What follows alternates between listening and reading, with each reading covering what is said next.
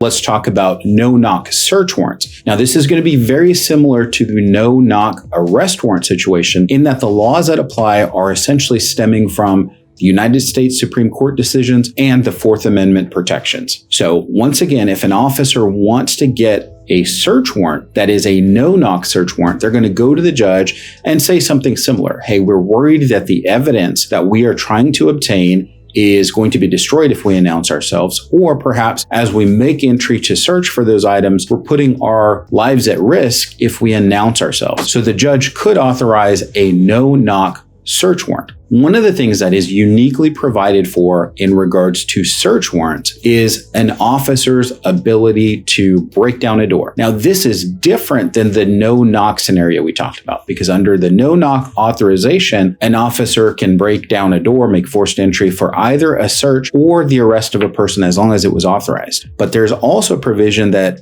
applies when it has not been authorized. In other words, there's a law that applies to search warrants where the no-knock provision does not apply or has not been applied for. Article 15.25 of the Code of Criminal Procedure in Texas says that officers may break down a door as long as two conditions exist.